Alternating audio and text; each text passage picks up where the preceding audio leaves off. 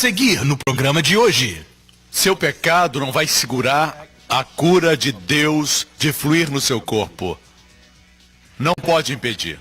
E se você acha que cometeu pecados, por isso está enfermo, se cometeu pecados, leia aqui, eles serão perdoados. Em um ato, o poder que cura a sua enfermidade e tira o seu pecado. Fé é dom de Deus. Nosso foco não deve estar na janela. Amém? Temos que focalizar no fato de que o sol está brilhando. Amém?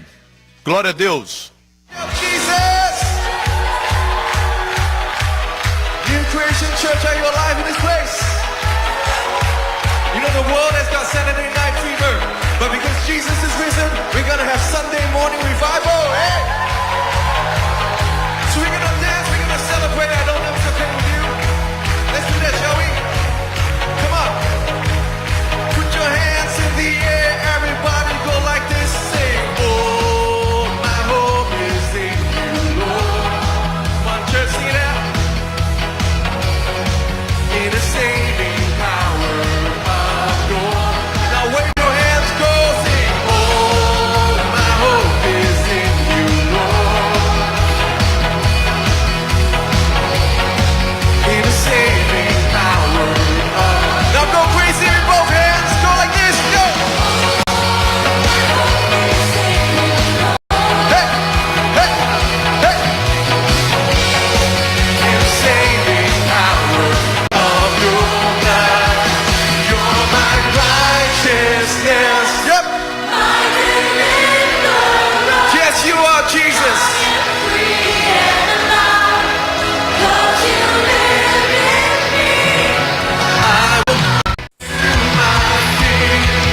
You're my Jesus.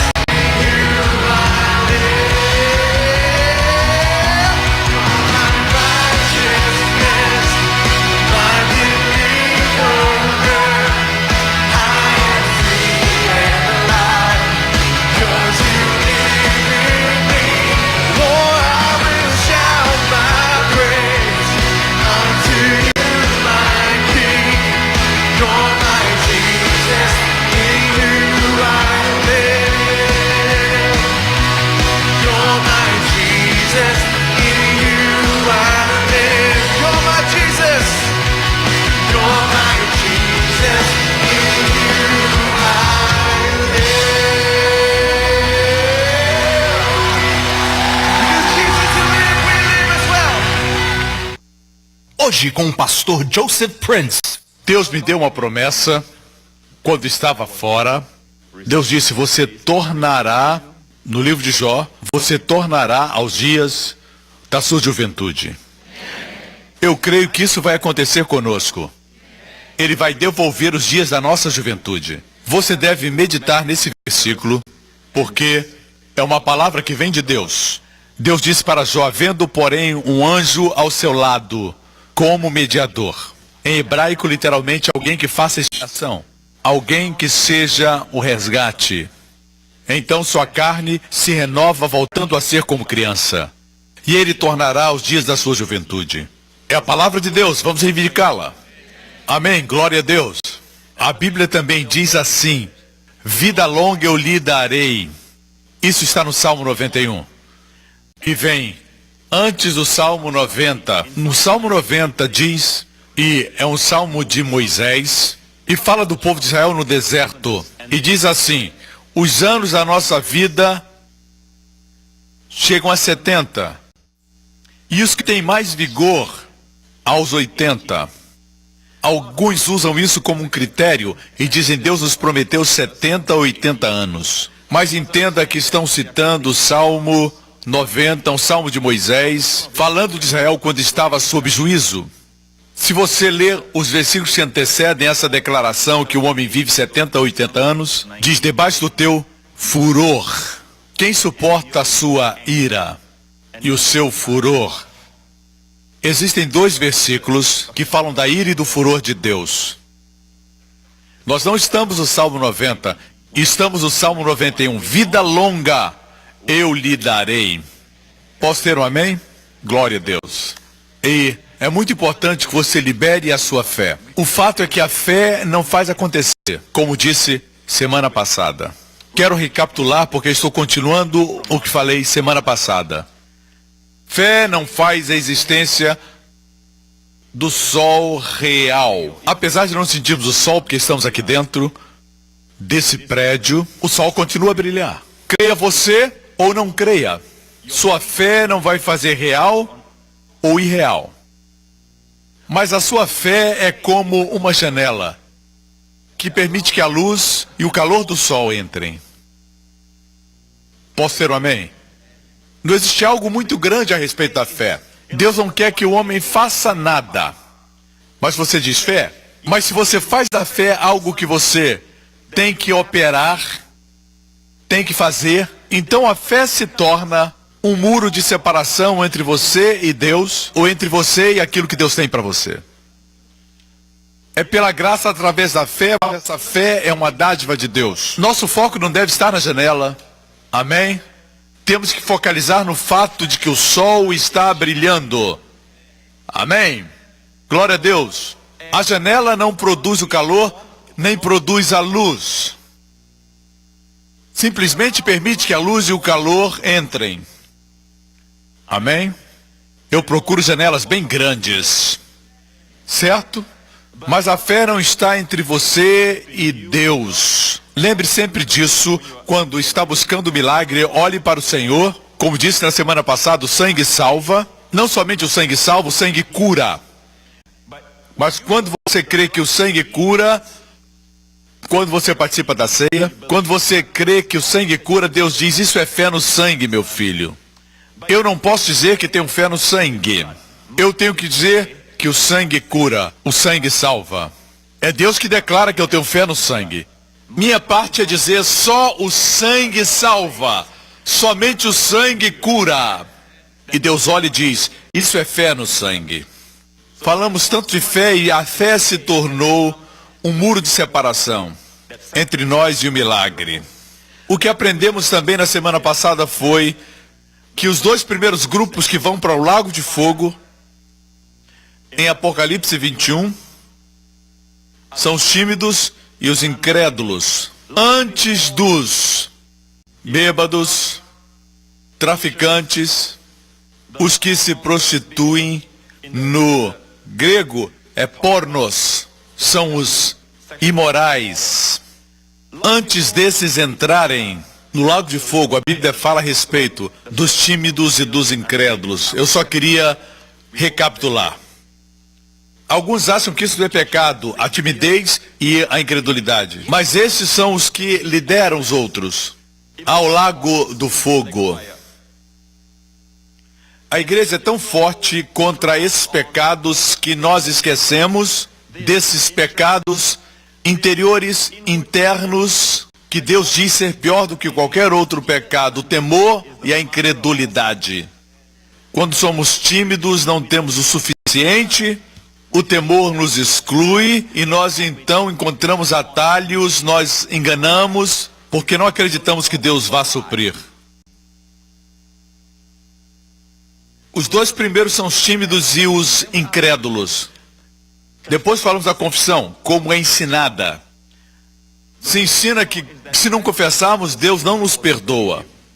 Eu acredito na confissão de pecados. Temos um vídeo que recentemente colocamos no YouTube, é de um de meus sermões, intitulado Joseph Prince acredita na confissão. Alguns dizem que eu não acredito na confissão de pecados. Não. Eu creio na confissão de pecados, mas a palavra no grego é homologeo. Logo, homos quer dizer a mesma palavra. É dizer a mesma coisa que Deus fala a respeito do pecado. Quando pecamos, temos que dizer, eu pequei. Não negar. Em segundo lugar, Deus já perdoou. Isso é dizer a mesma coisa que Deus diz a respeito da confissão. Cristo já pagou o preço, custou a Deus o seu próprio Filho, custou ao Senhor grande sofrimento. Outro dia estava assistindo de novo o filme A Paixão de Cristo e eu voltei a chorar. Foi voltar a sentir a cruz. Temos que ter a mensagem da cruz nos nossos corações. Paulo escrevendo aos Gálatas diz, quem enfeitiçou vocês para não obedecerem à verdade do Evangelho? não foi diante dos seus olhos que Jesus Cristo foi exposto como crucificado. Os Gálatas não estavam lá quando Jesus foi crucificado no Calvário. Mas Paulo pregou de tal forma que se tornou tão gráfico, foi com tamanha intensidade, que eles viram Jesus diante de seus próprios olhos. Um bom ministério sempre apresenta a cruz. Quando você peca, se recorda da cruz. Mas a ideia é que, a não ser que eu confesse, eu não sou perdoado, vai prender muitos. Isso não acontece com todos, mas com muitos. Eu conheço histórias de pessoas que não recebem porque sempre pensam que têm pecados não perdoados, ou têm o pecado que não tem perdão. Se seguíssemos o contexto do que diz em Tiago, que se alguém está enfermo, chame os presbíteros e que eles orem por ele, ungindo com óleo, e a oração da fé salvará o enfermo, e se houver cometido pecado, ser-lhe-á perdoado. Se falasses para o enfermo, seu pecado não vai segurar a cura de Deus de fluir no seu corpo. Não pode impedir. E se você acha que cometeu pecados, por isso está enfermo, se cometeu pecados, leia aqui, eles serão perdoados. Em um ato, o poder que cura a sua enfermidade e tira o seu pecado. Se nós falássemos essa verdade. Por isso afirmo com firmeza que as pessoas precisam ser livres da condenação e da culpa, para que recebam de Deus. Essa ideia de 1 João 9, que é só um versículo no Novo Testamento, Paulo nunca mencionou em suas epístolas, e ele escreveu 3/4 do Novo Testamento, nunca mencionou confissão de pecados. Apesar dos tímidos incrédulos irem para o fogo, vemos Jesus quando apareceu, depois da cruz, após seu ministério como homem, depois de ressuscitar, a Bíblia diz que os discípulos estavam no cenáculo com medo dos judeus, não de Deus, com medo dos judeus. Eles estavam trancados no cenáculo com medo dos judeus, e medo é pecado. Tudo que não é por fé é pecado. Vamos ver como Jesus os trata. Ele aparece para eles e diz: paz seja convosco. Uau! Eles estavam com medo, estavam em pecado, para muitos fora da comunhão. Precisavam confessar. Mas o Senhor veio a eles como se não tivessem cometido pecado. Ele disse paz e apresentou o recibo divino. O fundamento dessa paz, ele mostrou as suas mãos e o seu lado. Esse era o recibo divino, o pagamento que foi feito por eles. Mas não somente isso, sobre esses discípulos medrosos, ele soprou o Espírito Santo. Não falou sobre confissão de pecados. Eu creio na confissão. Por isso eu digo, graças a Deus que pelo sangue de Jesus temos perdão dos pecados. Não somos gnósticos, que acreditam que não tem pecado.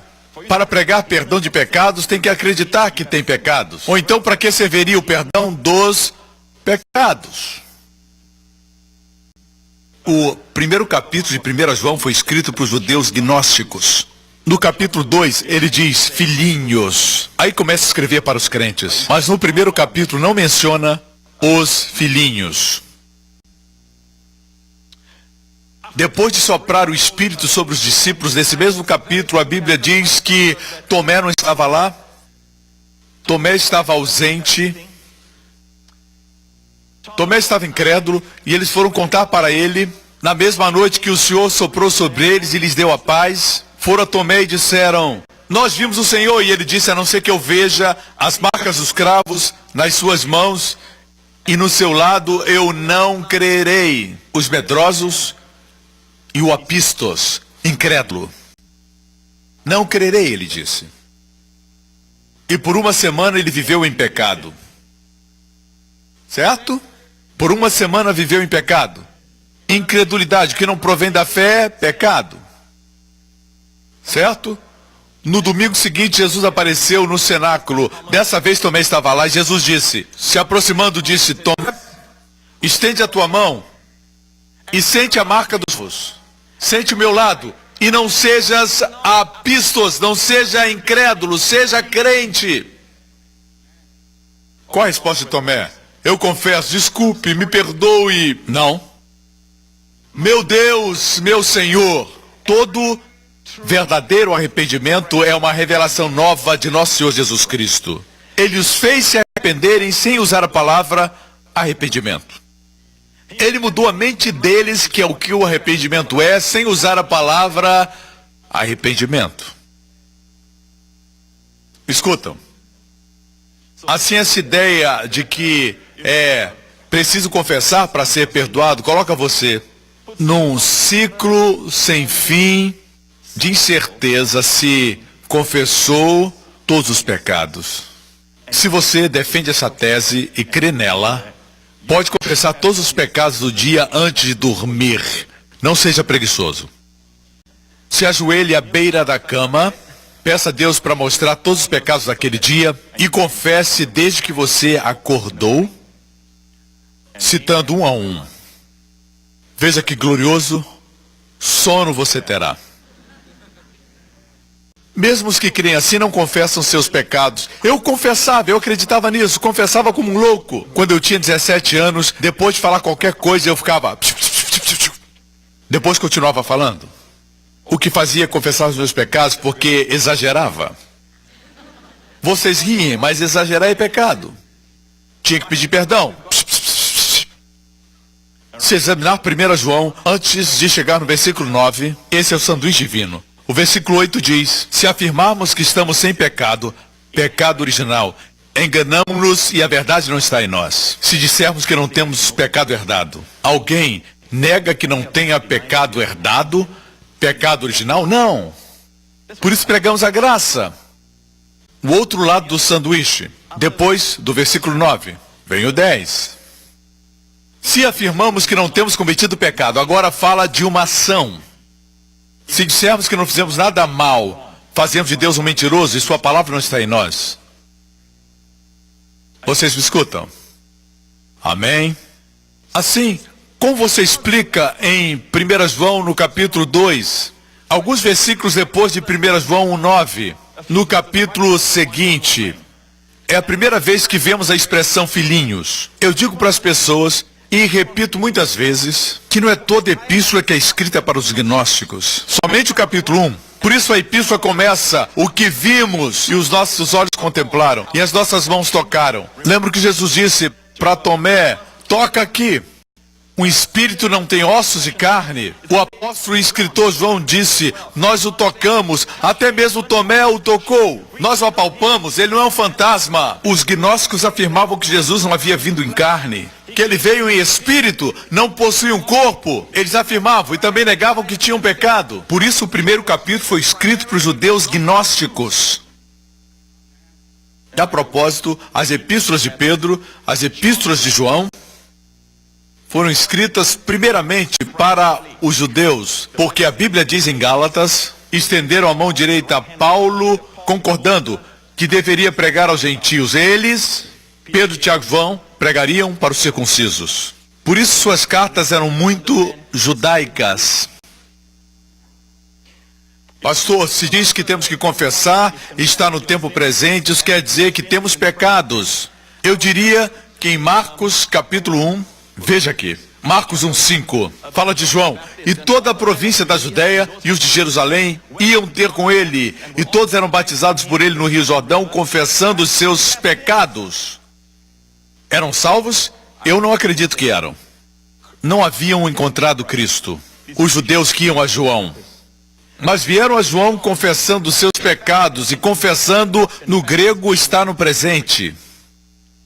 Quer dizer que estão até hoje no Rio Jordão confessando seus pecados? O presente também quer dizer algo característico. O presente não quer dizer que algo está acontecendo, certo? Uma ação continuada, mas algo característico, como o sangue de Jesus nos purifica de todo pecado. Você diz, o sabão purifica, o sangue purifica. Ambos o grego seriam colocados no presente. Algo característico. Me acompanha? Assim, irmãos, o povo judeu confessava o seu pecado. Mesmo quando eles se aproximavam da presença de Deus, eu creio que isso era visto como uma confissão de pecados.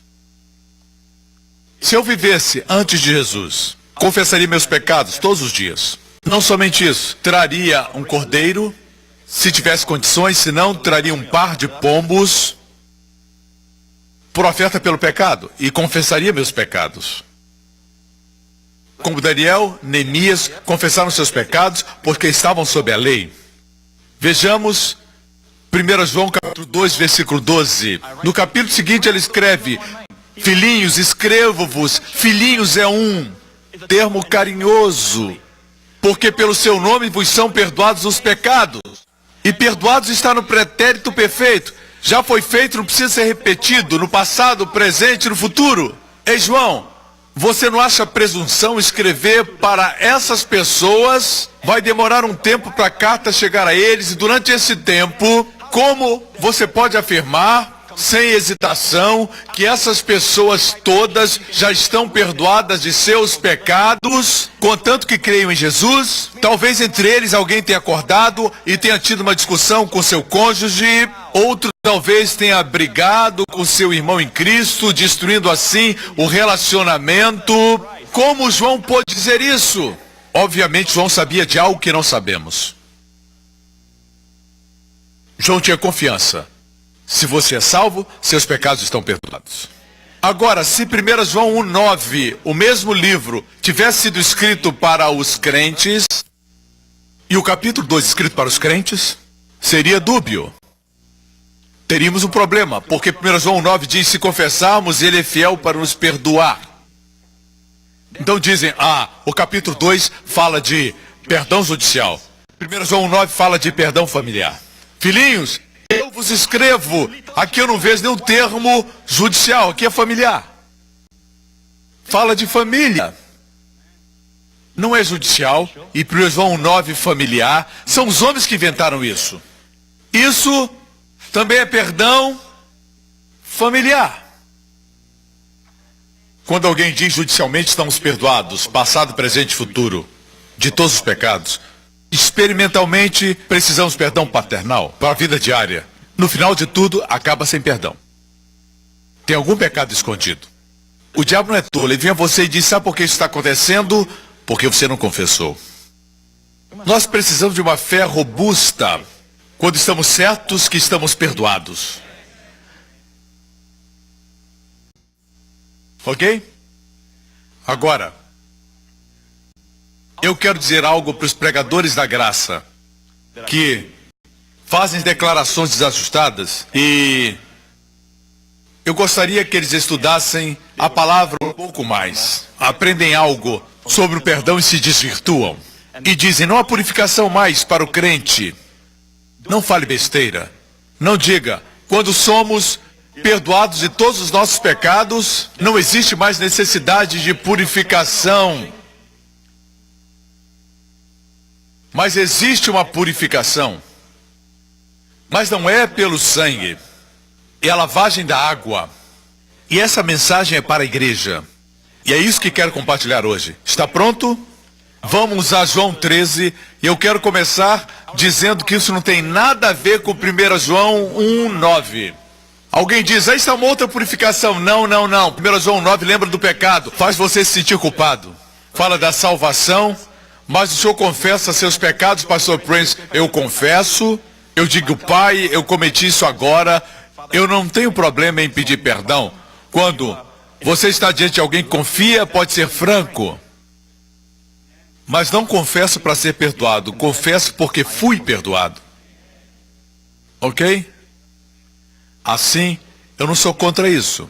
Por favor, se lembre disso. Mas existe uma purificação que não traz para você sentimento de culpa. Preciso fundamentar algo antes de falar da lavagem da água. Em Hebreus, capítulo 10, diz que todos os sacrifícios no dia da expiação, durante a Páscoa, durante as festas, se todos aqueles sacrifícios de cordeiro, milhares de sacrifícios oferecidos em Israel, não puderam fazer o que o sangue de Jesus fez. O que o sangue de Jesus faz por nós, leia. De outra maneira, teriam deixado de se oferecer, porque purificados uma vez os ministrantes, rapax no grego, que quer dizer uma vez por todas, purificados uma vez, nunca mais teriam consciência de pecado. Hoje dizem que o ensinamento que livra você da culpa é perigoso. Mas a Bíblia, que é inspirada por Deus, que é fonte de vida e cada palavra é importante, cada detalhe, cada aspecto é importante. O Filho de Deus que sabe que a Bíblia é inspirada, medita nela e a examina, porque ela contém vida, contém virtude. Diz, uma vez, apax em grego, uma vez purificados, se os sacrifícios judaicos tivessem funcionado, então purificados uma vez os ministrantes, nunca mais teriam consciência do pecado. Nesses sacrifícios, porém, cada ano se faz comemoração dos pecados, ou ausência de culpa pelo pecado, ou comemoração dos pecados. De que lado você está? É por isso que prego como prego, irmãos. Eu acredito que o povo precisa ser livre da culpa pelo pecado. Não dizer, bem, o pecado não tem importância mais para Deus. Não, é dizer que por um sacrifício fomos perdoados. Produz em você um sentimento de gratidão e de adoração a Deus. No próximo programa. Começa no princípio era o verbo, e o verbo estava com Deus, e o verbo era Deus. Ele se tornou carne e habitou entre nós. Amém? Jesus disse, o que eu faço agora, vocês não entendem, mas saberão depois. O último versículo do último capítulo de Marcos. E o Senhor cooperava